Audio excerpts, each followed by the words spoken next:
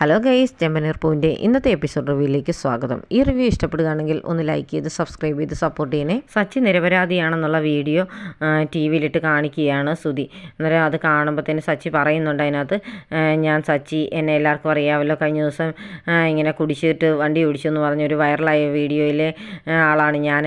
പക്ഷേ ഞാൻ അങ്ങനെ ഒരു തെറ്റ് ചെയ്തിട്ടില്ല. ഞാനന്ന് ബാറിൽ പോയ സമയത്ത് എന്നോട് വൈരാഗ്യമുള്ള ഒരാൾ എടുത്ത് ഇട്ട വീഡിയോ ആണ് ഇത്. അതുപോലെ തന്നെ ആ വീഡിയോ എടുക്കുന്ന ആളെയും ഈ CCTV ദൃശ്യത്തിൽ കാണാൻ പറ്റും എന്നൊക്കെ പറഞ്ഞിങ്ങനെ ആ വീഡിയോ ഇങ്ങനെ കാണിക്കുകയാണ്. എന്നെ ആരും വിശ്വസിച്ചില്ലെങ്കിലും എൻ്റെ ഭാര്യ വിശ്വസിച്ചിരുന്നു. ഈ ദൃശ്യങ്ങളൊക്കെ ഭാര്യയാണ് ചെന്ന് ബാറിൽ നിന്ന് എടുത്തുകൊണ്ട് വന്നത് എന്നൊക്കെ പറയുമ്പോഴത്തേന് എല്ലാവരും ഇത് കേട്ടുകൊണ്ട് ഇങ്ങനെ നിൽക്കുകയാണ്. രവിയേട്ടൻ അങ്ങ് സങ്കടം വന്നിട്ട് വയ്യ, മകനെ ഇങ്ങനെ തെറ്റിദ്ധരിച്ചല്ലോ എന്നൊക്കെ ഓർത്ത് നിന്ന് കരയുകയാണ് അച്ഛൻ. ആൻ്റണി ആ വീഡിയോയിൽ കാണുമ്പോഴത്തേന് ശ്രുതി ഓർക്കുന്നുണ്ട്, ഇത് ആൻ്റണിയാണല്ലോ, ആൻ്റണിക്ക് എന്താ ഇവനോട് വൈരാഗ്യം എന്നൊക്കെ. എന്നിട്ട് ഒന്നും മിണ്ടാതൊക്കെ നിന്ന് കാണുകയാണ്. അത് ഇത് ഓഫായി കഴിയുമ്പോഴത്തേന് സുധി എന്ന് പറയുന്നുണ്ട്, അച്ഛാ ഇതൊന്നും ശരിയായിരിക്കും ഉള്ളതൊന്നും ആയിരിക്കുകയില്ല, ഇതൊക്കെ എഡിറ്റ് ചെയ്ത് എടുത്തതായിരിക്കും അവനും അവൻ്റെ ഭാര്യയും കൂടെ എന്നൊക്കെ പറയും. ഉടനെ ചന്ദ്രമതി അങ്ങോട്ട് വരും. എന്നിട്ട് പറയും, ശരിയാ, അതെ, രേവതി ഒരു കാഞ്ഞ വിത്താണ്, അവൾ ചിലപ്പം ഭർത്താവിനെ രക്ഷിക്കാൻ വേണ്ടി ഇങ്ങനൊരു വീഡിയോ ഉണ്ടാക്കിയതായിരിക്കും എന്നൊക്കെ പറയുമ്പോഴത്തേന് രവിയേട്ടൻ അങ്ങ് ദേഷ്യം വരികയാണ്. ഉടനെ രവിയേട്ടൻ പറയും, നിങ്ങൾ രണ്ടുപേരും കൂടി അവനെ ഒരു കുടിയനാക്കി മാറ്റി, എന്നിട്ട് അവനിപ്പോൾ തെറ്റൊന്നും ചെയ്തിട്ടില്ല എന്ന് പറഞ്ഞപ്പോൾ അമ്മയ്ക്കും മോനും സഹിക്കുന്നില്ലല്ലേ, അതുകൊണ്ടല്ലേ ഇങ്ങനത്തെ വർത്തമാനമൊക്കെ പറയുന്നത്. അവൻ്റെ നിരപരാധിത്വം തെളിയിച്ചു കഴിഞ്ഞപ്പോഴത്തേന് നിങ്ങൾക്ക് സഹിക്കാൻ പറ്റുന്നില്ല. നിങ്ങൾ പറഞ്ഞത് വിശ്വസിച്ചുകൊണ്ട് ഞാൻ എൻ്റെ മോനെ വിശ്വസിച്ചു, അത് തന്നെയാണ് ഇപ്പോൾ എനിക്ക് ഏറ്റവും വലിയ സങ്കടം എന്നൊക്കെ പറഞ്ഞ് കരയുകയാണ്. വർഷം അപ്പം രവിയേട്ടനോട് ചോദിക്കുന്നുണ്ട്, അച്ഛാ അപ്പം സച്ചിയേട്ടൻ കുടിച്ചിട്ടില്ലായിരുന്നല്ലേ എന്ന്. ഇല്ല മോളെ, അവൻ പറഞ്ഞത് ആരും വിശ്വസിക്കാതിരുന്നതാ, എന്തായാലും അവൻ്റെ ഭാര്യ അവനെ രക്ഷിച്ചെടുത്തുകൊണ്ട് വന്നല്ലോ എന്നൊക്കെ പറയും. ഉടനെ തന്നെ ചന്ദ്രമതിയെ വിളിച്ചിട്ട് പറയും, ചന്ദ്രേ പോയി ആരതി തട്ടെടുത്തുകൊണ്ട് വരാൻ. ആരതി തട്ടോ എന്തിനാന്ന് ചോദിക്കും. അവർ വരുമ്പോൾ ആരതി ഒഴിഞ്ഞ് വേണം കയറ്റാമെന്ന് പറയും. അതെന്തിനാ, വല്ല യുദ്ധം ജയിച്ചിട്ട് വരികയാണെന്ന് ചോദിക്കും. അതെ, അവളുടെ ഭർത്താവ് ഒരു തെറ്റും ചെയ്തിട്ടില്ല എന്ന് തെളിയിച്ചിട്ട് വരുന്നവളാണ് രേവതി. അപ്പം രേവതി ഒരു വിജയം ചെയ്തിട്ട് വന്ന ആളല്ലേ, അപ്പം പിന്നെ അതുപോലെ തന്നെ രേവതിയെയും സച്ചിയെയും ആരതി ഒഴിഞ്ഞ് തന്നെ വേണം കയറ്റാമെന്ന് പറയും. എന്നെക്കൊണ്ടൊന്നും പറ്റത്തില്ലെന്ന് പറയും. നിനക്ക് പറ്റുമോ ഇല്ലയോ എന്നൊന്നും അല്ല ഞാൻ ചോദിച്ചത്, മര്യാദയ്ക്ക് പോയി എടുത്തുകൊണ്ട് വാടിയെന്ന് പറയും. അത് കേൾക്കുമ്പോഴത്തേന് പേടിച്ച് ചന്ദ്രമതി അകത്തേക്ക് പോവുകയാണ്. ആ സമയത്ത് സച്ചിൻ രേവതിയും വീട്ടിലേക്ക് കയറി വരികയാണ്. ശ്രീകാന്ത് കൊണ്ട് കൂടെ. അപ്പോൾ ശ്രീകാന്ത് പറയും, വാ ഏട്ടാ, ഇനി ഇവിടെ നിൽക്കണ്ട, കയറി വാന്ന് പറയും. ഉടനെ രവിയേട്ടൻ പറയുന്നുണ്ട്, വേണ്ട, അവർ രണ്ടുപേരും അവിടെ നിൽക്കട്ടെ എന്ന്. ഉടനെ ശ്രീകാന്ത് ഓടി വന്നിട്ട് ചോദിക്കും, എന്താ അച്ഛൻ ഇങ്ങനെ പറഞ്ഞ്, അച്ഛൻ അവരോടുള്ള പിണക്കമൊന്നും മാറിയില്ലെന്ന് ചോദിക്കും. അതല്ല, അവരവിടെ നിൽക്കട്ടെ എന്ന് പറയുമ്പോഴത്തേന് ചന്ദ്രമതി ആരതിയൊക്കെ ആയിട്ട് വരുവാണ്. എന്നിട്ട് പറയും, നീയും വർഷയും ശ്രുതിയും കൂടെ വേണം അവരെ ആരതി ഒഴിഞ്ഞ് അകത്ത് കയറ്റാമെന്ന് പറയും. എന്നിട്ട് ഇവർ ചന്ദ്രമതി ആരതിയായിട്ട് പോകുമ്പോഴത്തേന് ഇവരെ രണ്ടുപേരും വിളിക്കുന്നുണ്ട്. ഇവരും കൂടെ ചെന്നിട്ടാണ് ഇവർക്ക് ആരതി ഒഴിഞ്ഞ് അകത്തേക്ക് കയറ്റുന്നത്. അകത്ത് കയറി കഴിഞ്ഞിട്ടും രവീന്ദ്രൻ ഇങ്ങനെ തിരിഞ്ഞ് തന്നെ നിൽക്കുകയാണ്. എന്നിട്ട് ഇടയ്ക്ക് സച്ചിക്കിട്ട് നോക്കുന്നുണ്ട്. സച്ചിക്ക് ഭയങ്കര സങ്കടമാകുന്നുണ്ട് കേട്ടോ.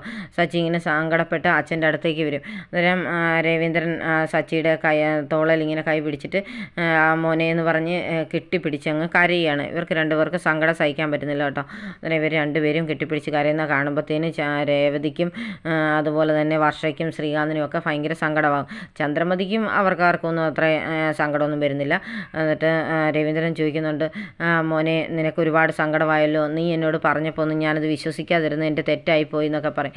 അതൊന്നും സാരമില്ല അച്ഛാ എന്ന് പറയും. അച്ഛനെ ഇങ്ങനൊരു തെറ്റ് പറ്റുമെന്ന് ഞാൻ ഒരിക്കലും വിചാരിച്ചതല്ല മോനെ, നീ പറഞ്ഞപ്പോൾ ഞാൻ വിശ്വസിക്കേണ്ടതായിരുന്നു. നീ കുടിച്ചിട്ട് ഒരുപാട് രാത്രിയായി കഴിഞ്ഞ് കയറി വരുന്ന സമയത്ത് പോലും നിനക്ക് വേണ്ടി ചോറും വിളമ്പി ഇരുന്നിട്ടുള്ളവനാണ് ഞാൻ. നീ കഴിച്ചിട്ട് കിടക്കുന്നത് കണ്ടിട്ടാണ് ഇരുന്നത്, അന്നുപോലും ഞാൻ നിന്നെ വഴക്ക് പറഞ്ഞിട്ടില്ല. പക്ഷേ ഇന്ന് നീ കുടിക്കാതിരുന്നിട്ട് പോലും നീ തെറ്റ് ചെയ്തെന്ന് പറഞ്ഞ് ഞാൻ നിന്നെ വിശ്വസിക്കാതിരുന്ന് ഞാൻ വഴക്ക് പറഞ്ഞില്ലേ, അതോർക്കുമ്പോൾ എനിക്ക് ചങ്ക് പൊടിയാ മോനെ എന്നൊക്കെ പറയും. ഉടനെ അച്ഛാ എന്നോട് അച്ഛൻ ഇങ്ങനെയൊന്നും പറയരുത് എന്നൊക്കെ പറഞ്ഞ് സച്ചി രവീന്ദ്രനെ കെട്ടിപ്പിടിച്ച് അങ്ങ് കരയുകയാണ് പിന്നെയും. എന്നിട്ട് പറയും, അച്ഛൻ എന്ത് വേണേലും എന്നെ ചെയ്തോ, തല്ലുകയോ കൊല്ലുകയോ എന്ത് വേണേലും ചെയ്തോ, പക്ഷേ അച്ഛൻ എന്നോട് മിണ്ടാതിരിക്കരുത് എന്ന് പറഞ്ഞ് അങ്ങ് കരയുന്നു. ഉടനെ രവീന്ദ്രൻ പറയും, ശരിയാ, എനിക്കറിയാം നിനക്ക് സച്ചി എന്നുള്ള എൻ്റെ ഒരു വിളിയെങ്കിലും കേൾക്കാതെ നിനക്ക് ഉറങ്ങാൻ പറ്റുന്നില്ലെന്ന് എനിക്കറിയാമായിരുന്നു മോനെ, എന്നിട്ട് ഞാൻ നിന്നെ ഇങ്ങനെ വിശ്വസിക്കാതിരുന്ന് നിന്നോട് മിണ്ടാതിരുന്നല്ലോ എന്നൊക്കെ പറഞ്ഞ് വീണ്ടും ഇവർ രണ്ടുപേരും കെട്ടിപ്പിടിച്ച് അങ്ങ് കരച്ചിലാണ്. അത് കാണുമ്പോഴത്തേന് രേവതി അങ്ങോട്ട് വരുന്നുണ്ട്. എന്നിട്ട് രേവതി രവീന്ദ്രനോട് പറയും, അച്ഛൻ വിഷമിക്കേണ്ട അച്ഛാ, ഇപ്പോൾ എല്ലാം ശരിയായില്ലേ, അതുപോലെ തന്നെ അച്ഛൻ ഒരു തെറ്റും ചെയ്യില്ലെന്നും സച്ചിയേട്ടനെ വെറുക്കുകയില്ലെന്നും ഞങ്ങൾക്കറിയാം എന്നൊക്കെ പറയുമ്പോഴത്തേന് രവീന്ദ്രൻ ചോദിക്കുന്നുണ്ട്, മോനെ നിനക്ക് അറിയാമായിരുന്നോ എന്ന്. ഞാൻ അച്ഛൻ്റെ മോനല്ലേ, എനിക്ക് മനസ്സിലാവും അച്ഛാ എന്നൊക്കെ പറഞ്ഞ് ഇങ്ങനെ കരഞ്ഞുകൊണ്ട് നിൽക്കുകയാണ്. വെറുതെ രവീന്ദ്രൻ എൻ്റെ അടുത്തോട്ട് ശ്രീകാന്ത് വന്ന് പറയും, അച്ഛാ രേവതിയേടത്തിയാ സച്ചിയേട്ടനെ രക്ഷിച്ചത് എന്നൊക്കെ പറയും. അതെനിക്കറിയാം മോനെ എന്ന് പറഞ്ഞിട്ട് രവീന്ദ്രനുടനെ രേവതിയുടെ അടുത്ത് എന്നിട്ട് പറയും, മോളെ നീ ചെയ്ത കാര്യം ഒരിക്കലും മറക്കാൻ പറ്റില്ല. ഇതുപോലൊരു ഭാര്യയെ കിട്ടിയതിന് എൻ്റെ സച്ചിമോൻ ഭാഗ്യം ചെയ്തവനാ. നിന്നെ ഞാനാ തിരഞ്ഞെടുത്തുകൊണ്ട് വന്നത്.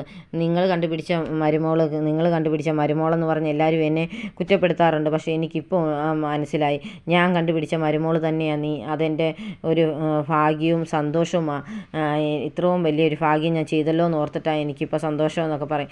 നിങ്ങൾ ഇതുപോലെ തന്നെ ഭാര്യയും ഭർത്താവും സ്നേഹത്തോടു കൂടി ജീവിക്കണം.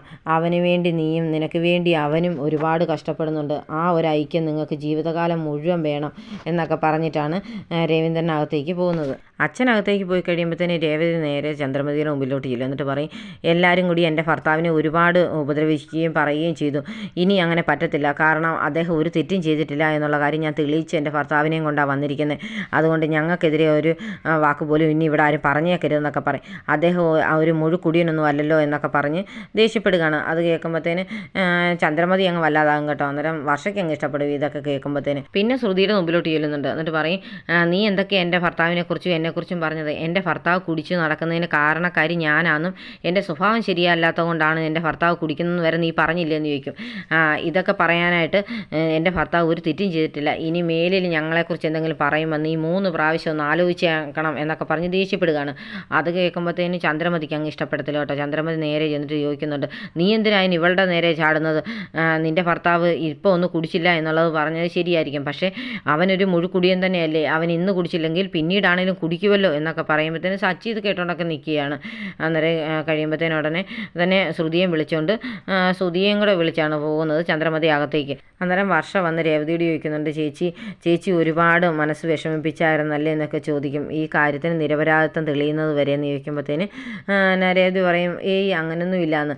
പിന്നെ അതെനിക്ക് മനസ്സിലായി. ആ വീഡിയോയ്ക്കകത്ത് ചേച്ചിയുടെ മുഖം കണ്ടാൽ അറിയാം ചേച്ചി എന്തുമാത്രം വിഷമിച്ചിരുന്നു എന്നുള്ള കാര്യമെന്ന് പറയുമ്പോഴത്തേന് രേവതി അങ്ങ് മിണ്ടാതിരിക്കുക കേട്ടോ.